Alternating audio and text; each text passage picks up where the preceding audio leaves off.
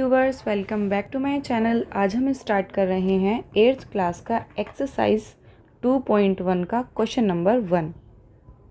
Question number 1 में हमें दिया हुआ है निम्न समीकरण को हल कीजिए। यहाँ पर हमें समीकरण दी हुई हैं और इन्हें हमें सॉल्व करना है। तो इसमें हम क्या करेंगे, हम पहले क्वेश्चन नंबर 1 को लेते हैं यहाँ पर सॉल्यूशन में, जहाँ पे हमें ये दिया हुआ है x minus 2 is equal to 7। इन समीकरण में हमें क्या करना है, हमें ये करना है कि हमें x को एक तरफ रखना है और जितने भी नंबर्स हैं उनको हमें एक तरफ रखना है। हम यही रूल अप्लाई करेंगे। अगर हमें x, y, z, t, p कुछ भी दिया हुआ है उसे हम एक तरफ रखेंगे और बाकी जितने भी नंबर्स हैं उनको हम दूसरी तरफ लेके चले जाएंगे। अब वो लेके कैसे जाना है वो मैं आपको यहाँ पे थोड़ा सा रफ काम समझा देती हूँ। जैसे कि मान लीजिए ये इक्वल है, अगर कोई नंबर यहाँ पे माइनस में होता है तो इधर जाके वो प्लस में बदल जाता है। इक्वल के उधर जाके सारे नंबर्स बदल जाते हैं। मान लीजिए कोई नंबर यहाँ पर अगर गुणा में होता है, मान लीजिए ये 2 गुणा 3 है और यहाँ से हमें 3 को इधर लेके जाना है, तो ये गुणा में है तो यहाँ आके भाग में हो जाएगा। मान लीजिए यहाँ 1 था और 3 को हमें यहाँ लेके आना है तो ये 1/3 हो जाएगा, मतलब 3 यहाँ पे आके भाग में हो जाएगा।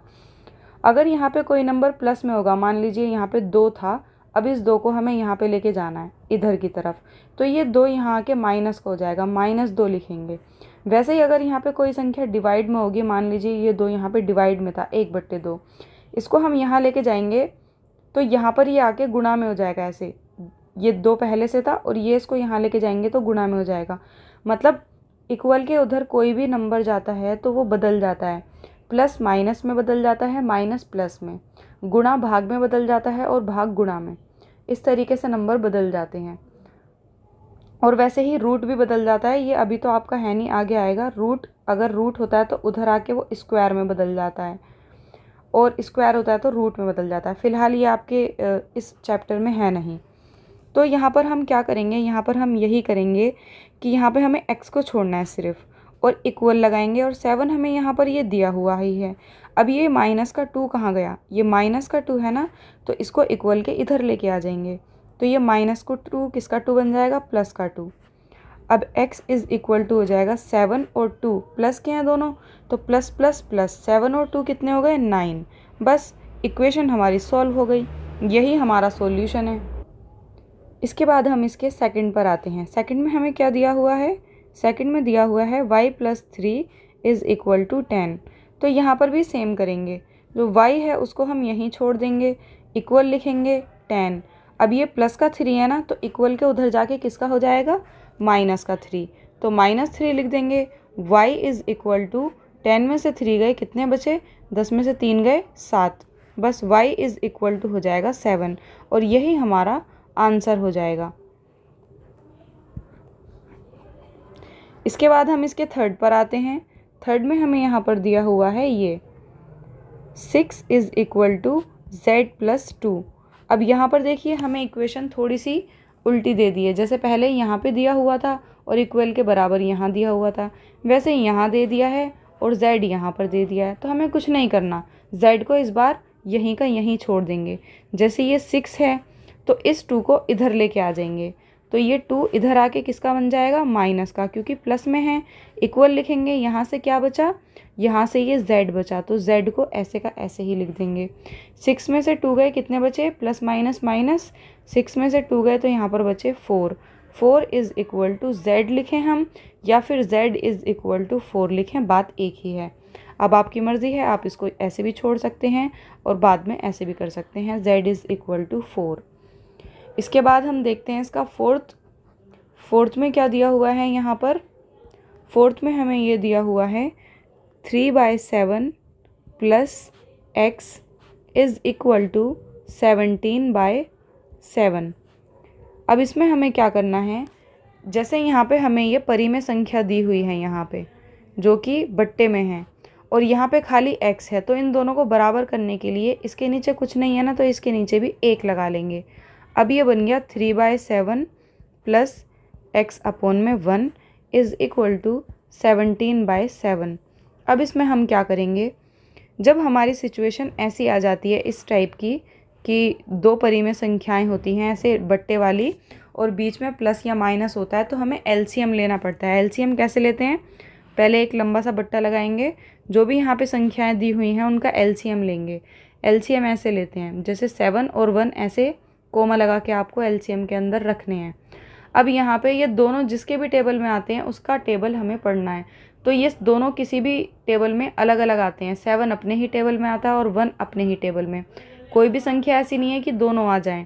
तो हम ऐसे लिखेंगे 7 1 जा 7 और ये 1 का 1 ऐसे ही उतार लेंगे और तब तक इसको सॉल्व करते रहना होता है जब तक यहाँ पर 1 और 1 ना आ जाएं। तो यहाँ पर तो आ गए 1 और 1 और यहाँ पे क्या आया 7, तो यहाँ पर हम नीचे 7 लिख देंगे। अगर यहाँ पे 7 की जगह मान लीजिए कुछ और भी आता, जैसे यहाँ पे 2 आता तो इन दोनों की गुणा होती, मान लीजिए यहाँ 3 आता तो इन तीनों की गुणा होती, लेकिन फ़िलहाल यहाँ पे सिर्फ 7 आया है।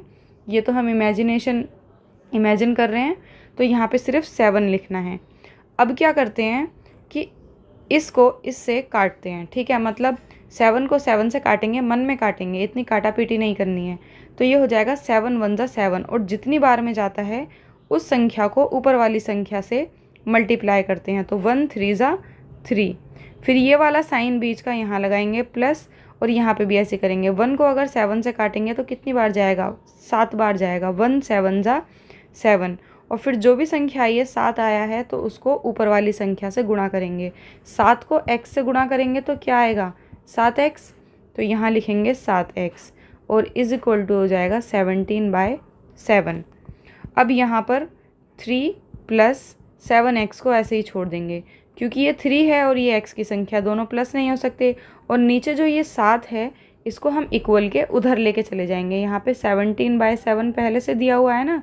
अब ये जो 7 है इसको अगर हम उधर लेके जाएंगे, क्योंकि ये इसके साथ भाग में है, और इधर लेके जाएंगे तो किस में हो जाएगा, गुणा में हो जाएगा। तो गुणा 7 कर देंगे। अब ये क्या हो जाएगा 3 + 7x इज इक्वल टू, ये 7 से 7 कट जाएगा गुणा में ऐसे ऊपर नीचे संख्याएं कट जाती हैं, तो यहाँ बचा सिर्फ 17। अब यहाँ पर हम क्या करेंगे, हम यहाँ पर x छोड़ते हैं ना, तो x के साथ जो है वो भी यहीं छूटेगा अभी तो 7x इज इक्वल टू 17 और ये जो 3 है इसे माइनस में उधर लेके जाएंगे।